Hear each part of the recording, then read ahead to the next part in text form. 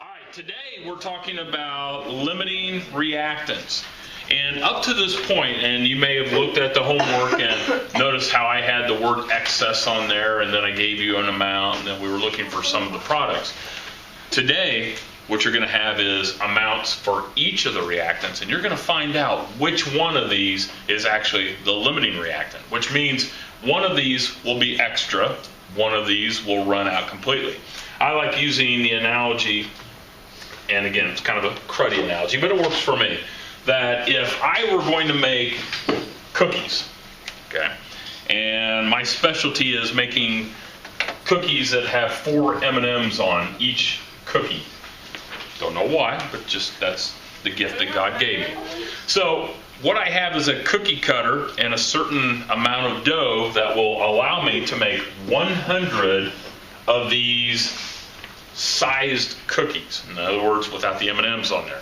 So I've got enough dough to make exactly 100 of them. Then I've got a bag of M&Ms, okay? And in that bag of M&Ms, there's 300 M&Ms in that bag. Okay? So my goal, and again, it's a goal, my goal is to make 100 cookies with 4 M&Ms. I can't make it with 3 M&Ms. That'd just be stupid. You don't do that. So am I going to be able to make my 100 cookies with 4 M&Ms on each? No. The answer is no. What's going to happen is I'm going to be able to make, or actually, let me ask it, what am I going to run out of first, the dough or the M&Ms? M&Ms. Very good. So we obviously need 100 more, so I'm not going to have enough to make, what, 25 cookies? Yeah. That's just life. So what limiting reactants do, as soon as I run out of either the amount of dough or the M&Ms, I'm done making whatever it is that I'm trying to make. That's what the limiting reactant is. So if I run out of M&Ms, there's no way that I'm going to make 100 cookies with 4 M&Ms on each. And you can't adjust it and make it just 3. All right? So that's my little spiel. So in that case, the cookie dough would be in excess, where the other would be not in excess. More appropriately called the limiting reactant. And limiting reactant, is that word right there, simply means that it is the reactant that has the least amount or will be consumed completely first. So we still go and do stoichiometry, still go through the 4 steps, and as soon as we find out who our limiting reactant is, then we use that information to help us calculate what it is that we're looking for. Wasn't that exciting? That was a lecture for today. And I'm trying to remember, are there any more blanks there? I don't think so. Does everybody have those blanks? Excess, not in excess, reactive and required. Okay. So let's take a look at this problem here. Okay, I know it says it's a homework problem, but obviously it's not your only homework problem. That would just be sad. I don't want you to just do all the homework for you. But it's a good one to help explain limiting reactants. And then we'll go and revisit a problem that we did work in the past, but I told you to omit some information. So this will be fun. All right, so the question says, when 7.24 moles of magnesium and 3.86 moles of oxygen react to form magnesium oxide, how much of the product will be produced? So we still do what we've been doing. Step 1, write a balanced equation. So we have magnesium. Okay.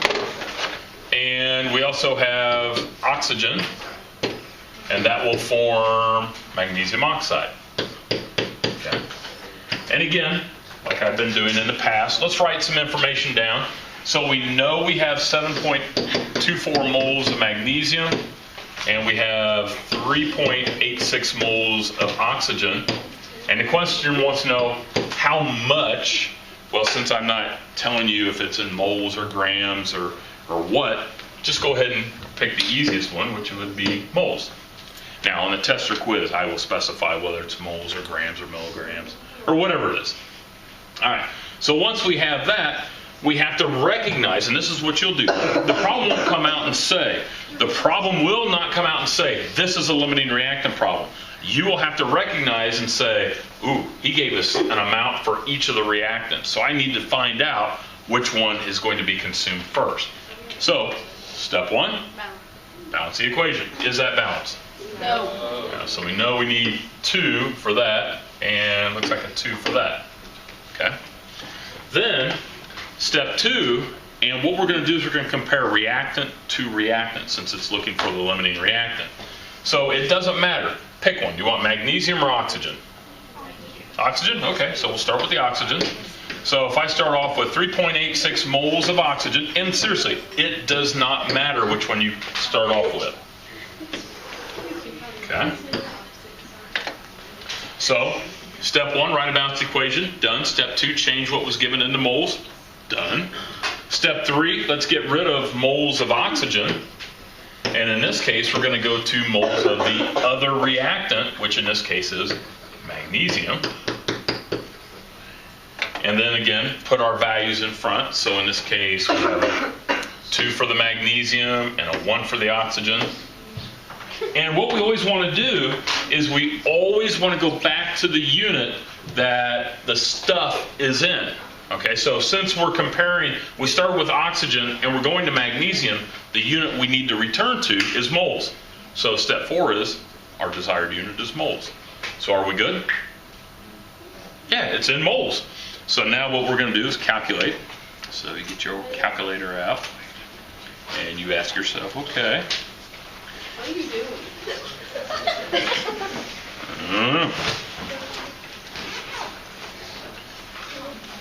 So that's equal to 7.72. And this is moles of magnesium. Okay? Now, here's what you're going to do. You're going to talk to yourself. You're going to reason with what you have to find out which one's going to be consumed first. So, here's the deal. Since we started with the oxygen, you'll say this. If I used all 3.86 moles of the oxygen, in other words, I used it all, I would need at least 7.72 moles of magnesium. How many moles of magnesium do I have? 7.24. So again, let me say this. If I use all 3.86 moles of oxygen, I'm going to need at least 7.72 moles of magnesium to completely react with all the oxygen. I don't have it. So there's no way we're going to be able to use all the oxygen. So my limiting reactant is my magnesium. Okay? If I use all of this, I need at least this. I don't have it. There's no way we're going to use all the oxygen. So it's like saying, okay, I got my 100 cookie, whatever, cookie dough, and I only have 300 M&Ms. I don't have enough M&Ms for it to make the cookies. Okay, so now that we have our limiting reactant, and again, this is our limiting reactant step. And you always do that whenever you are given information about the reactants. Now, if it says it's in excess, no biggie, we know who the limiting reactant is. Once we know who our limiting reactant is, then you answer the question. So this is what we have normally been doing. So you start with your 7.24 moles of magnesium, and this is to answer the question, which is what? What is the question asking? Oops, sorry. Wants to know how many moles of magnesium oxide. Very good. So you always have to be aware of what the question's asking. So in this case here, we're going to put moles of magnesium down below, and we're looking for moles of magnesium oxide on top. And again, from our mole ratio, it's a 2-to-2 ratio. So that equals 7.24 moles of magnesium oxide. Okay? So, whenever we have limiting reactants, you're always going to have 2 steps. The first step, determine who the limiting reactant is. The second step is to answer the question using the limiting reactant amount. What you don't want to do is if you're given amounts for each, you just don't pick one and then find out how much is solved or how much is formed. Okay? You're not answering the question on who the limiting reactant is. All right. If you turn back to example number 7 from the last class period. Okay? I had you scratch off this amount of the aluminum. Well, today I want to use that information to use it as a limiting reactant problem, because maybe when we answered this question and I had the molarity and the volume, that might have been the limiting reactant and it might have been the amount of the product formed. But let's double check and see. Okay? So what we want to do is, again, step one, write a balanced equation. So we know we have aluminum reacting with the zinc nitrate. Now, if you don't have an opening or some space on your paper, go ahead and write this on a separate sheet of paper, which I don't think we have the space. Some might, but others I'm sure don't. Okay. And we'll form aluminum nitrate and zinc metal. Okay, and that, again, that's what we talked about last class period. So let's write down the information that we know. So we have 0.35 grams, and also you had 200 milliliters of a 0.44 molar solution. Okay. So write that information down, and it wanted to know how much zinc in milligrams. Okay. So again, step one, write a balanced equation. So I believe we had a 3 there, and a 2 there, and a 2 there, and a 3 there. Okay, so we already balanced that last class period. Now, for our limiting reactant, which one do you want to start with? You want to start with the grams or start with the volume and the molarity? The grams, since we did start with that one last time. Let's go ahead and use the grams here. Okay, so we'll start with our 0.305 grams of aluminum. And this one's going to be a little long. Okay. So what do we need to do to the grams? Convert to moles, good. So 1 mole of aluminum, what is that, like 26, what is it? 26.95. 98. Thank you. Okay. And again, that's step 2. So this is our limiting reactant step. We want to find out who is our limiting reactant. Okay, so if we stopped right there, that would give us our moles of aluminum, but we want to get rid of the moles of aluminum and compare it to the moles of our other reactant, which is zinc nitrate. So moles of nitrate. And what numbers go in front of those? 3 and 2, very good. All right, now recall back when we had molarity, because again, what we're doing is we're actually going to the volume here. We want to find out what volume of our 0.44 molar solution we're going to need if we use all 0.305 grams. So remember that if you have your molarity, it's moles over liters, but when in our factor labeling, we can flip that as long as we keep the number with the number of moles. So we'll go 0.440 moles, and let's put that down here because that's of our zinc nitrate. Remember, we want to make sure that our units move diagonally. So what goes on top? If we're talking about molarity, moles per liter, so we're going to put the unit liter up top. Good. And then since we are given milliliters, let's make sure we change that liter into milliliters. And which one's bigger, liter or milliliter? Liter. And how many milliliters? 1,000. Good. So let's find out how many milliliters of the 0.44 molar solution we're going to need. So I'm getting around 38.5 milliliters. Anybody else get that? Okay, so here's how you talk yourself through this. If I use all 0.30 grams of my aluminum, I will need 38.5 milliliters of my 0.44 molar solution. How much zinc nitrate do I start with? 200 milliliters. So I'm only going to use about 39 milliliters. So which one's the limiting reactant? Which one? Who's my limiting reactant? Again, if I use now I use all my aluminum, use all of it, I'm only going to need 38.5. It'll be the zinc nitride, right? My aluminum is my limiting reactant. So wait, the limiting reaction is the one that gets all of it gets used, and then the excess. The limiting reactant is totally consumed, and there shouldn't be any extra. Yeah, so if I use all this, I'm only going to need 38.5. I have 200. So my limiting reactant is all my aluminum is going to be So what consumed. if you use the other number? How much? If I would have used the other number, then I would have had a much greater mass of this. To use all 200 mils, then I probably would have had maybe like 1.5, whatever I could find out. Let's do 200 divided by that. Come on down. And again, this is just me guesstimating. So it'd be 5 times that amount, so about 1.5. Yeah. And again, that's what your values would give you. So it doesn't matter which one you start with. You can start with this one, or you can start with that one.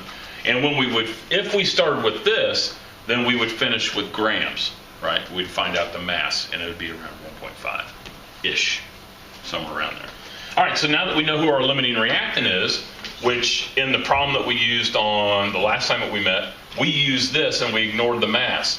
Now that we know that we have this is our limiting reactant. So you'll use your limiting reactant amount, which in this case is your aluminum. Okay, so it starts off pretty similar. Scoot you over there. Okay, so again, change your, whoops, you want to move that up. Moles of aluminum, and it should look pretty familiar to what we just did, which is fine. But our mole ratio is going to be different. Okay, so we're going to get rid of our moles of aluminum, put it down here. But in this case, what are we looking for? Looking for the zinc. Yeah, so we'll put our moles of zinc on top. And from here, let's put our numbers there. So we have a 3 with the zinc and a 2 with the aluminum. So 3 and 2. Now, what is the question asking for the zinc? Milligrams, so we need to change the moles into grams. Very good.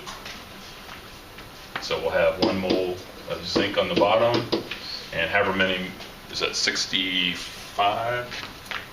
What's the mass of zinc? 65. Point what? 39. 39, thank you.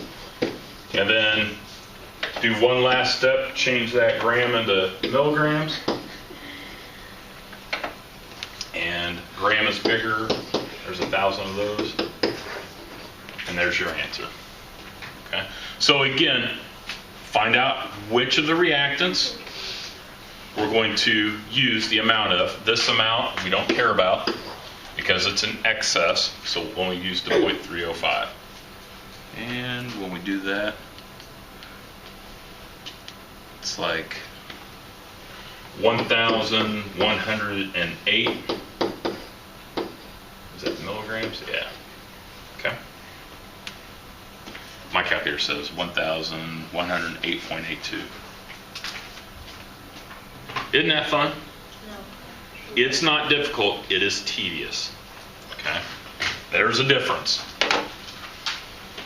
All right, so the homework is this. Okay.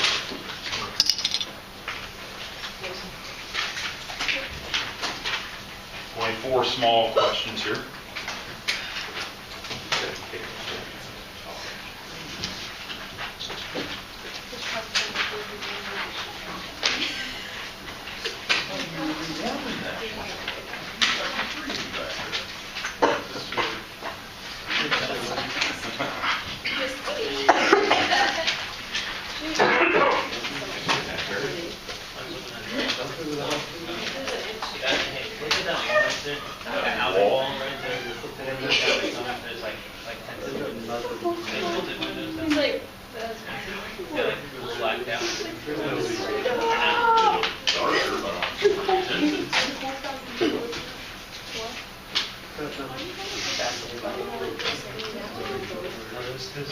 Say that again. Am I going to give you a problem?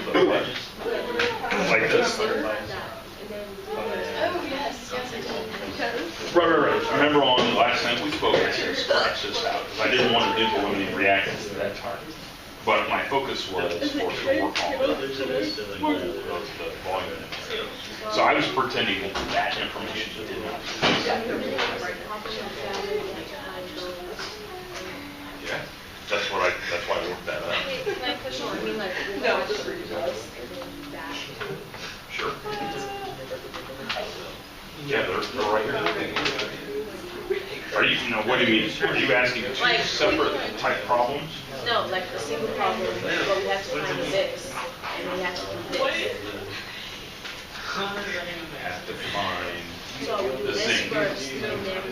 Well, you could have started with this and this step here and found out that this is X. So what you're not going to do is take this to find out how much is the product. You'll always do a limiting reactants first, then you'll use whichever of those is limiting reactants.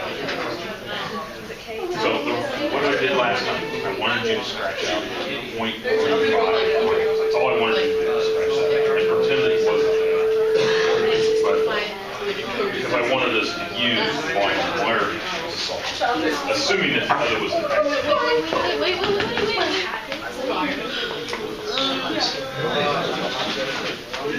Stop. I feel like you're serious. Oh, yeah. No! Sometimes I feel like you don't like me. Just something. All right, so work on the homework. There is a video there if you need to watch that. I know this is a fun topic, conversation. It's always fun.